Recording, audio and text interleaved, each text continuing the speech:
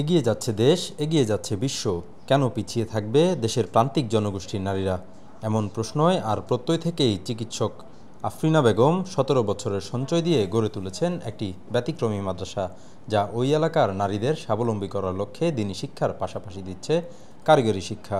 এখানে আমাদের মেয়েরা কোরআন বুঝে বাংলা অর্থসহ পড়ে, কোরআন হিফজ করে এবং বেশ কয়েকটা মেয়ে হাফেজ হয়ে গেছে, বেশ কয়েকজন খুব শিগগিরই হাফেজ হবে এবং এরা কোরআনের শিক্ষায়, কোরআনের আলোকে শিক্ষিত হচ্ছে। এদিকে পাশাপাশি প্রাতিষ্ঠানিক শিক্ষা পাচ্ছে। এছাড়াও এই মেয়েগুলোর জন্য ওখানে ব্যবস্থা আছে কম্পিউটার শেখা, সেলাই শেখা, তারপর ওরা ইভেন কৃষিকাজও করে, মাঠে সবজি চাষ করে এবং একটা প্রাথমিক সেবা, প্রাথমিক চিকিৎসা কীভাবে করা হয় এটা এরকম একটু নলেজও ওদেরকে দেওয়া হয়।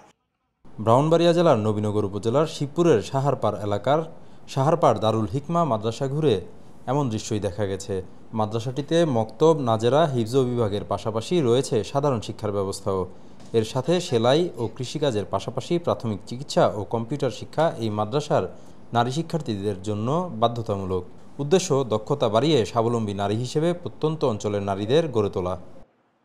আজকে পর্যন্ত আমরা পারিবারিকভাবে এটা পরিচালনা করে আসতেছি এবং সম্পূর্ণ এখানে প্রায় 3 থেকে 400 মহিলা এখানে লেখাপড়া করতেছে। সবচেয়ে বড় বিষয় হলো প্রতি মাসে একবার আমাদের মাদ্রাসায়, এই মহিলা মাদ্রাসায় ছাত্রীদের অভিভাবক অর্থাৎ মহিলাদেরকে নেতৃত্বে একটা ইসলামী জলসা হয়।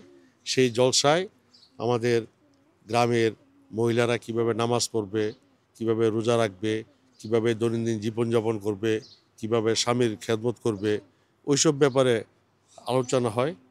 মাদ্রাসাটিতে পড়াশোনার পাশাপাশি রয়েছে বিস্তীর্ণ মাঠে খেলাধুলা ও ব্যায়াম করার ব্যবস্থা।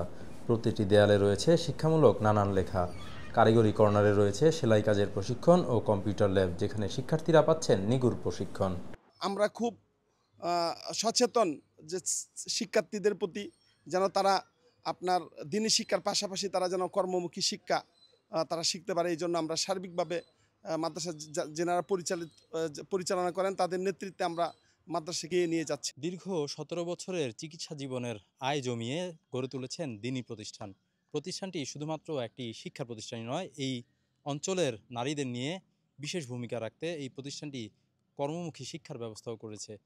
এই প্রতিষ্ঠানটি থেকে কর্মমুখী শিক্ষার পাশাপাশি দিনী শিক্ষায় শিক্ষিত হচ্ছেন নারীরা।